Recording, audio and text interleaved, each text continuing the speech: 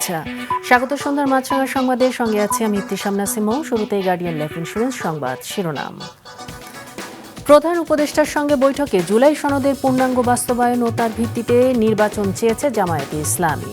বৈঠক শেষে দলটির নায়েবে আমির আরও জানান, চাপে পড়ে নির্বাচনের ঘোষণা দেওয়া হয়েছে। নীল নকশা নির্বাচন হতে যাচ্ছে কিনা প্রশ্ন দেখা দিয়েছে। এরপর এনসিপি নেতাদের সঙ্গে বৈঠক শুরু হয়েছে, পরে হবে বিএনপির সঙ্গে।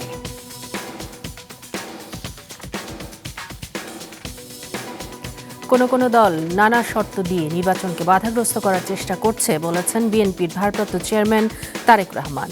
রাজধানীর ইঞ্জিনিয়ার্স ইনস্টিটিউশনে দলের প্রতিষ্ঠা বার্ষিকীর অনুষ্ঠানে ভার্চুয়ালি যুক্ত হয়ে কথা বলেন তারেক। তিনি আরও বলেন, অন্তর্বর্তী সরকার যত বেশি দিন ক্ষমতায় থাকবে তত দুর্বল হবে। এবং চট্টগ্রাম বিশ্ববিদ্যালয়ের শিক্ষার্থী স্থানীয়দের সংঘর্ষের জেরে ক্যাম্পাস ও এর আশপাশে ১৪৪ ধারা জারি করা হয়েছে। এক ছাত্রীকে মারধরের ঘটনায় গতরাত থেকে দুই পক্ষের মধ্যে সংঘর্ষ বাধে। দুপুরে স্থানীয় বাসিন্দাদের সঙ্গে সমঝোতা করতে গেলে প্রক্টর ও উপাচার্য আহত হন। ক্যাম্পাসে সেনাবাহিনী মোতায়েন করা হয়েছে। শুনছিলেন শিরোনাম, এবার বিস্তারিত। সমসাময়িক পরিস্থিতি, রাজনৈতিক অবস্থা এবং নির্বাচন নিয়ে তিন দলের সাথে আজ যমুনায় বৈঠক করছেন প্রধান উপদেষ্টা। প্রথম বৈঠকে জুলাই সনদের পূর্ণাঙ্গ বাস্তবায়ন ও তার ভিত্তিতে নির্বাচন চেয়েছে জামায়াতে ইসলামী।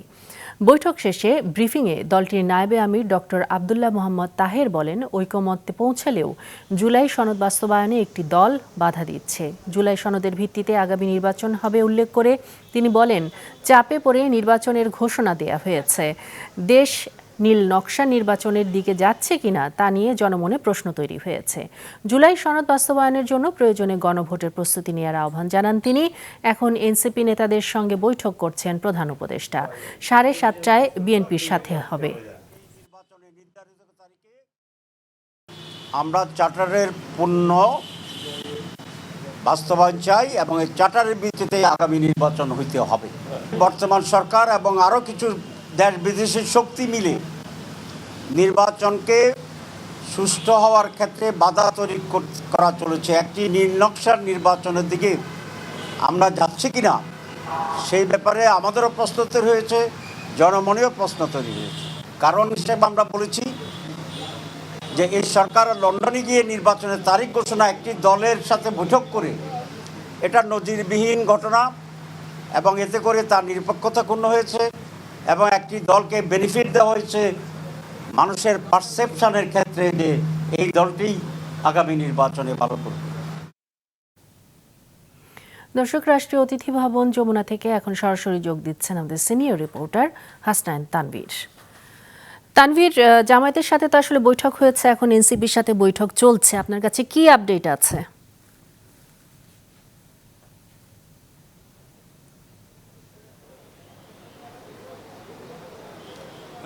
আজকে যে তিনটি রাজনৈতিক দলের সাথে প্রধান উপদেষ্টা ডক্টর মোহাম্মদ ইউনূসের বৈঠক হওয়ার কথা রয়েছে, সেই বৈঠকের দ্বিতীয়টি কিন্তু এই মুহূর্তে চলছে যমুনায়।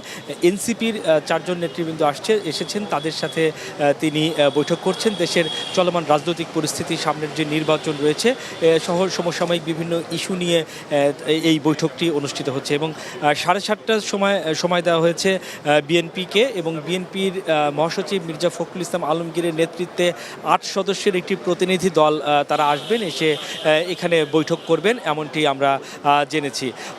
প্রথম যে বৈঠকটি হয়েছে সেখানে জামায়াতের নায়েবে আমির ডাক্তার আবদুল্লাহ মোহাম্মদ তাহের তিনি নেতৃত্ব দিয়েছেন। তিনি পরে কিন্তু গণমাধ্যমের সাথে বৈঠকের বিষয় নিয়ে বিস্তারিত আলোচনা করেছেন। তিনি বেশ কিছু তাদের মতামত তুলে ধরেছেন, কিছু অভিযোগ করেছেন। এর মধ্যে তারা এই অংশ নেবে না, নির্বাচন তারা অংশ নেবে না। তারা বলছেন যে একটি দলের একটি সমর্থন দেখা গিয়েছে এবং সেই তাদের চাপে পড়েই নির্বাচনে বেশি সমর্থন দেখা গিয়েছে প্রধান উপদেষ্টার এবং সেই অনুযায়ী তাদের চাপে পড়েই নির্বাচনের যে ট্রেন শিডিউলটি দেওয়া হয়েছে এবং এই কারণেই কিন্তু লেভেল প্লেইং যে ফিল্ড সেটি কিন্তু এখন নেই। আমরা বিভিন্ন তাকে প্রশ্ন করেছিলাম যে নির্বাচনের যে ট্রেন ছেড়ে দিয়েছে সেই ট্রেনে আপনারা উঠবেন কি না, তবে তিনি যেটি বলছেন যে নির্বাচনী ট্রেন ছেড়ে দিয়েছে কিন্তু প্ল্যাটফর্মটি কিন্তু এখনও ছাড়েনি। এই ফেব্রুয়ারির মধ্যেই যদি তাদের যে দাবি দাবাগুলো রয়েছে সেই দাবি দাওয়াগুলো যদি বাস্তবায়ন করা হয় তাহলে তারা দৌড়ে গিয়ে সেই নির্বাচনী ট্রেনে উঠবেন এবং নির্বাচনে অংশগ্রহণ করবেন। এর পাশাপাশি কিন্তু তিনি তানভীর, ধন্যবাদ আপনাকে। দর্শক, রাজনৈতিক প্রধান উপদেষ্টার সাথে 3 রাজনৈতিক দলের চলমান বৈঠক নিয়ে এতক্ষণ বিস্তারিত জানালেন সহকর্মী হাসনাইন তানভীর। দেশ যখন নির্বাচনের পথে হাঁটছে তখন কোনো দল তাদের দলীয় স্বার্থ চরিতার্থ করতে বিভিন্ন শর্ত আরোপ করছে বলে অভিযোগ তুলেছেন বিএনপির ভারপ্রাপ্ত চেয়ারম্যান তারেক রহমান। তিনি বলেন, অন্তর্বর্তী সরকার যত বেশি সময় ক্ষমতায় থাকবে ততই দুর্বল হয়ে পড়বে। বাংলাদেশ জাতীয়তাবাদী দল বিএনপি দলটির প্রতিষ্ঠাকাল 1978 সালের 1 সেপ্টেম্বর। নানা চড়াই উতরাই পেরিয়ে 47তম বছরে পা দিতে চলেছে তারা। এই উপলক্ষে রাজধানীর ইঞ্জিনিয়ার্স ইনস্টিটিউশনে আলোচনা সভার আয়োজন করে বিএনপি। বিভিন্ন পর্যায়ের নেতাকর্মীদের উপস্থিতিতে দলের স্থায়ী কমিটির সদস্য ও সিনিয়র নেতারা দিক নির্দেশনামূলক বক্তব্য রাখেন। বলেন, গত 47 বছরে বিএনপি কখনোই জনগণের সাথে প্রতারণা করেনি। সামনের দিনগুলোতেও বাংলাদেশ গড়ার কাজ করবে বিএনপি। তাদের প্রধান লক্ষ্য গণতন্ত্র প্রতিষ্ঠা করা। নেতাকর্মীদের উদ্দেশ্যে বিএনপি মহাসচিব মির্জা ফখরুল ইসলাম আলমগীর বলেন, বিএনপি একমাত্র দল যা বাংলাদেশকে রক্ষা করতে পারে। আলোচনায় লন্ডন থেকে ভার্চুয়ালি যুক্ত ছিলেন দলের ভারপ্রাপ্ত চেয়ারম্যান তারেক রহমান। তিনি বলেন, দেশ যখন নির্বাচনের পথে হাঁটছে তখন কোনো দল তাদের দলীয় স্বার্থ চরিতার্থ করতে বিভিন্ন শর্ত আরোপ করছে। এই শর্ত আরোপ করে নির্বাচনের পথে হয়তোবা পরিকল্পিত উপায় বাধার সৃষ্টির অপচেষ্টা করছে বলে বহু মানুষ এরই ভিতরে ভাবতে শুরু করেছেন। তিনি বলেন, রাষ্ট্র ও রাজনীতিতে শর্ত শিথিল করে নির্বাচনের পথে হাঁটাই সময়ের দাবি। সুষ্ঠু এবং নিরপেক্ষ নির্বাচনের মাধ্যমে জনগণের সরাসরি ভোটে জনগণের কাছে দায়বদ্ধ, জনগণের কাছে জবাবদিহিমূলক একটি গণতান্ত্রিক সরকার প্রতিষ্ঠিত না হবে ততক্ষণ পর্যন্ত গণতন্ত্র ঝুঁকিমুক্ত নয়। নুরুন নাহার বিলি, মাছরাঙা সংবাদ, ঢাকা। চট্টগ্রাম বিশ্ববিদ্যালয়ের শিক্ষার্থীদের সঙ্গে স্থানীয়দের দফায় দফায় সংঘর্ষ হয়েছে। স্থানীয় বাসিন্দাদের সঙ্গে সমঝোতা করতে গেলে প্রক্টর ও উপাচার্য আহত হন। পরিস্থিতি নিয়ন্ত্রণে বিশ্ববিদ্যালয় ও এর আশপাশের এলাকায় আগামীকাল রাত 12টা পর্যন্ত 144 ধারা জারি করা হয়েছে। রবিউল টিপুর ক্যামেরায় নাজমুল সাদিকের রিপোর্ট। ধাওয়া পাল্টা ধাওয়া, ইট পাটকেল নিক্ষেপের এই চিত্র চট্টগ্রাম বিশ্ববিদ্যালয়ের শিক্ষার্থী ও বিশ্ববিদ্যালয় সংলগ্ন জোবরা গ্রামবাসীর সংঘর্ষের। 12টার দিকে শুরু হওয়া এই সংঘর্ষ ধীরে ধীরে ভয়াবহ রূপ নেয়। ধারালো অস্ত্র দিয়ে শিক্ষার্থীদের উপর হামলা করা হয়।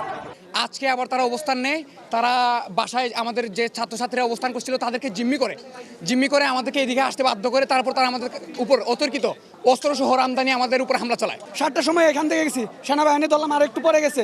কেন সেনাবাহিনী চলে গেল? কেন পরিস্থিতি সামাল দিচ্ছিল সেনাবাহিনী? ছাদ থেকে আমাদের পোলাবাহিনীকে ফেলে দেওয়া হইতেছে, এখানে কোবাইতেছে। আমরা আর্মিকে কল করছি, পুলিশকে কল করছি, কেউ আসতেছে না। গত রাতে এক ছাত্রীকে মারধরের জেরে চট্টগ্রাম বিশ্ববিদ্যালয়ের 2 নম্বর গেট এলাকায় শিক্ষার্থীদের সঙ্গে স্থানীয়দের সংঘর্ষ হয়। সকালে নিরাপত্তা সহ 4 দফা দাবিতে ক্লাস বর্জন করে বিশ্ববিদ্যালয়ের প্রধান ফটকে শিক্ষার্থীরা বিক্ষোভ শুরু করলে আবারও উত্তেজনা ছড়িয়ে পড়ে ক্যাম্পাসে। এক পর্যায়ে 2 নম্বর গেট এলাকায় আবারও শিক্ষার্থীদের সঙ্গে স্থানীয়দের সংঘর্ষ শুরু হয়। বিকেল 3টা পর্যন্ত দফায় দফায় চলে সংঘর্ষ। আহত হয় অনেক শিক্ষার্থী। সরাসরি এই জোবরাবাসী সন্ত্রাসীরা সরাসরি হামলা চালায়, যার প্রেক্ষিতে আমাদের 100+ ভাইয়েরা আহত হয়। এইভাবে যদি সংঘর্ষ চলে, এইভাবে সংঘর্ষ সারাদিনও চলতে থাকবে এবং এর কোনো সমাধান হবে না। এর থেকে আরো আমাদের স্টুডেন্ট আরো বেশি মার খেতে থাকবে। যারা আমার ভাইদের উপরে অমানবিক নির্যাতন করেছে, অমানবিক হামলা চালিয়েছে, আমরা তাদের বিচার চাই। আমরা এখানে মার খাবো, ইন্টারিম কি করছে, ইন্টারিম কি ঘুমাচ্ছে, এবং আমরা নিজেরাও 999 বারবার করে ফোন করে ব্যর্থ হয়েছি। সকালে বিক্ষুব্ধ শিক্ষার্থীদের সঙ্গে কথা বলতে 0 পয়েন্টে যান উপাচার্য। এ সময় পুলিশের ওপর ক্ষোভ জানায় প্রশাসন। পুলিশ আমাদেরকে বলে যে তারা আসতে পারবে না। আজকে সকালেও আমরা ডাকছি, এসপিকে ফোন দিয়েছি, কালকে 30 বারের উপরে আমার সাথে এসপির কথা হয়েছে, বলছে যে আমি নির্দেশনা দিছি কিন্তু পাই নাই। আমরা র্যাবকে কন্টিনিউয়াস ফোন করে পাই নাই। মিলিটারি অফিসারকে আমরা প্রথমে ফোনে পাই নাই, অনেকক্ষণ ধরে যখনই পেয়েছি ওনারা আসতে প্রায় 3-4 ঘন্টা দেরি হয়েছে। এটা শিক্ষার্থীদের কথা, যেটা এটা সত্য, কারণ আমরা তাদেরকে ফোনে রিচ করতে পারিনি। পরে চট্টগ্রাম ক্যান্টনমেন্টের জিউসির কাছে ফোন করে ওনাদেরকে নির্দেশনা দিয়ে তারপরে আমরা আনতে হয়েছে। সংঘাতের কারণে নির্ধারিত সব পরীক্ষা স্থগিত করেছে বিশ্ববিদ্যালয় প্রশাসন। গত রাত থেকে দফায় দফায় এই সংঘাতে বিশ্ববিদ্যালয়ের সহকারী প্রক্টর, পুলিশ, স্থানীয়রা সহ প্রায় শতাধিক শিক্ষার্থী আহত হন। এদিকে দিনভর প্রশাসনের কাউকে দেখা না গেলেও এই ঘটনায় বিকেলে চট্টগ্রাম বিশ্ববিদ্যালয় ও আশেপাশের এলাকায় ১৪৪ ধারা জারি করেছে প্রশাসন। নাজমুল সাদিকি, মাছরাঙ্গা সংবাদ, চট্টগ্রাম। রাজশাহী বিশ্ববিদ্যালয়ে কেন্দ্রীয় ছাত্র সংসদ রাকসুর মনোনয়ন তোলার শেষ দিনে ক্যাম্পাসে উত্তপ্ত পরিস্থিতি তৈরি হয়। ছাত্রদলের বাধার মুখে ফর্ম বিতরণ বন্ধ হলেও পরে তা আবারও শুরু হয়। বেলা ১১টার দিকে ছাত্রদল সভাপতি সুলতান ইসলাম রাহির নেতৃত্বে নেতাকর্মীরা মনোনয়ন ফর্ম বিতরণ অফিসের চেয়ার টেবিল ভাঙচুর করে গেটে তালা দিয়ে দেয়। প্রথম বর্ষকে নির্বাচনে অংশ নেওয়ার দাবিতে তালা দেওয়া হয়েছে বলে জানান নেতাকর্মীরা। পরে ছাত্রদল ও মনোনয়ন প্রত্যাশী সাধারণ শিক্ষার্থীরা মুখোমুখি হয় এবং দুই পক্ষের মধ্যে প্রায় ঘণ্টাব্যাপী ধাক্কাধাক্কি চলে। বেলা ১:১টার দিকে তালা ভেঙে মনোনয়ন ফর্ম বিতরণ অফিসের ভেতরে ঢোকে অন্য শিক্ষার্থীরা। দুপুর ২টার দিকে ফের শুরু হয় মনোনয়নপত্র বিতরণ কার্যক্রম। এদিকে উপসহকারী বৈজ্ঞানিক কর্মকর্তা ও সম্মান পদ কেবল কৃষিবিদদের জন্য উন্মুক্ত রাখা সহ ৩ দফা দাবিতে ময়মনসিংহে রেলপথ অবরোধ করে ব্লকেট কর্মসূচি পালন করেছে কৃষি বিশ্ববিদ্যালয়ের শিক্ষার্থীরা। পরে কৃষি উপদেষ্টার সাথে শিক্ষার্থীদের বৈঠকের আশ্বাসে ৪ ঘণ্টারও বেশি সময় পর অবরোধ তুলে নেয় তারা। অন্যদিকে পশুপালন ও ভেটেরিনারি অনুষদের জন্য একক ডিগ্রির দাবিতে বিশ্ববিদ্যালয়ের ভিসি, প্রক্টর সহ ২ শতাধিক শিক্ষককে বিকেল থেকে অডিটোরিয়ামে অবরুদ্ধ করে রেখেছে শিক্ষার্থীরা।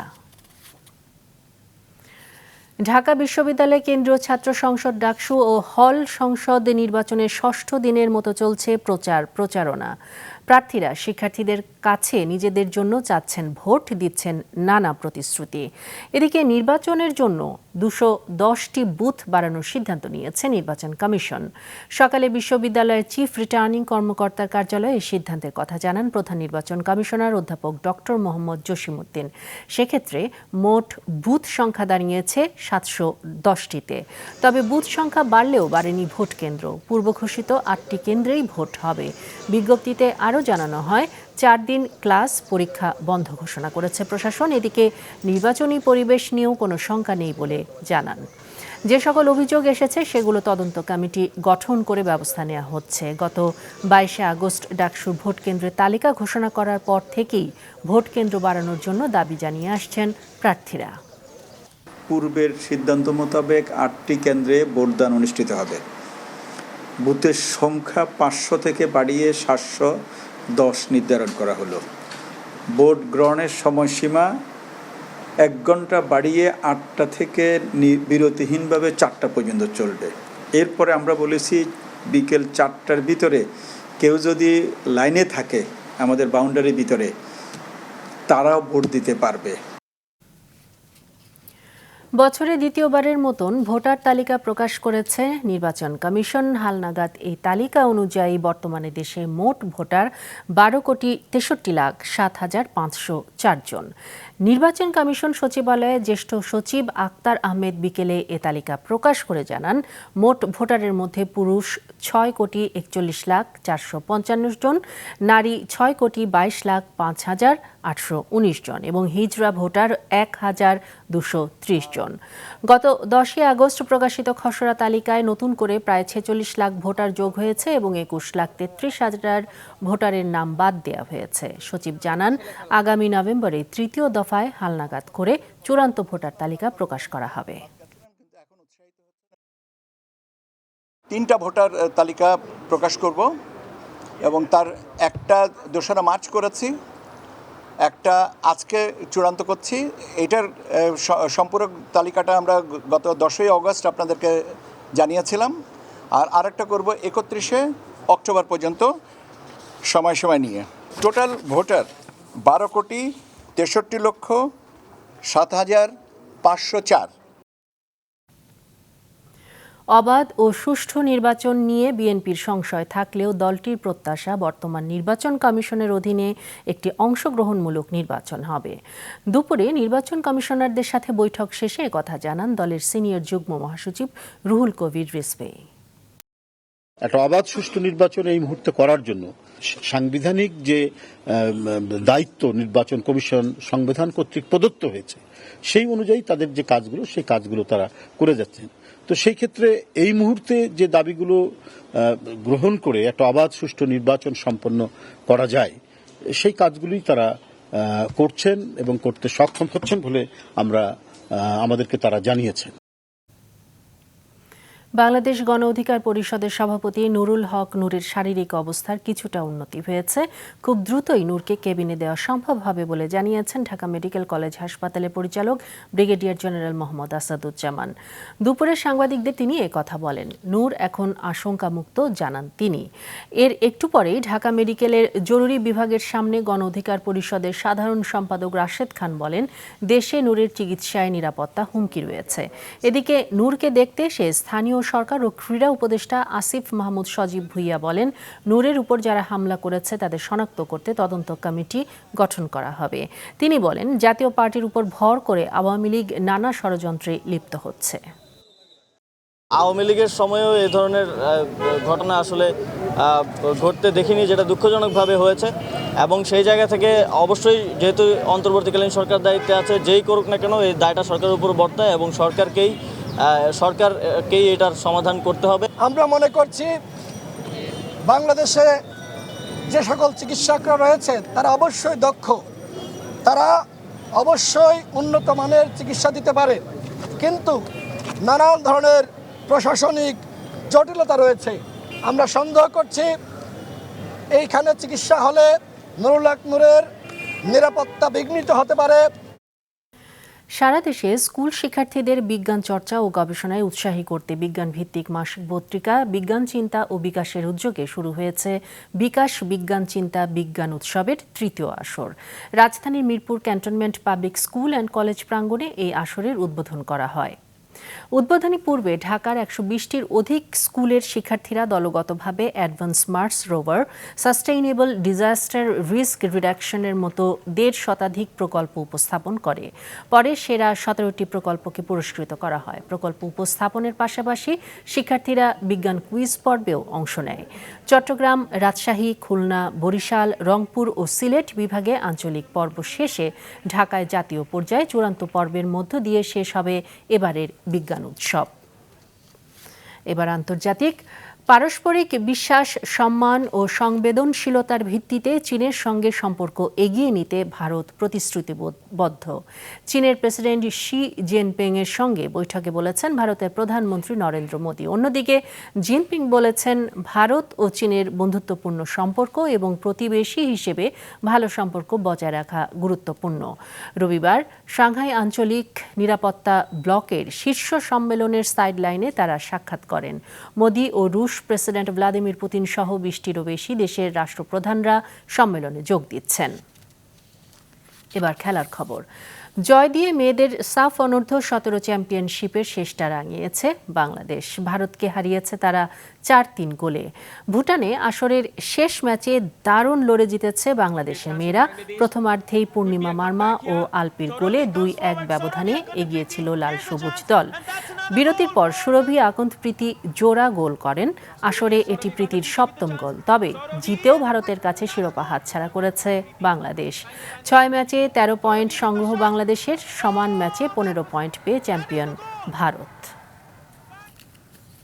সন্ধ্যার সংবাদ শেষ করব, তবে যাবার আগে গার্ডিয়ান লাইফ ইন্স্যুরেন্স সংবাদ শিরোনামগুলো আরও একবার। প্রধান উপদেষ্টার সঙ্গে বৈঠকে জুলাই সনদের পূর্ণাঙ্গ বাস্তবায়ন দাবি জামায়াতের। চলছে এনসিপির সঙ্গে বৈঠক, পরে হবে বিএনপির সঙ্গে। কোনো দল শর্ত দিয়ে নির্বাচন বাধাগ্রস্ত করছে। অন্তর্বর্তী সরকার যত বেশি দিন থাকবে তত দুর্বল হবে বলেছেন তারেক রহমান।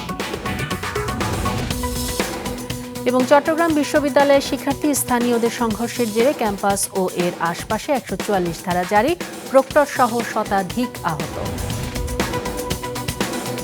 এই ছিল সন্ধ্যার সংবাদে। দর্শক, রাস্তার ধুলো ও ধোঁয়া ফুসফুসের ক্ষতির কারণ হতে পারে, তাই জীবাণু ও ফুসফুসের সংক্রমণ থেকে সুরক্ষিত থাকতে ব্যবহার করুন ফেস মাস্ক। এতক্ষণ সঙ্গে থাকার জন্য ধন্যবাদ জানিয়ে আমি ইশাম নাসিম শেষ করছি সন্ধ্যার মাছরাঙা সংবাদ। এই দিন এইভাবে।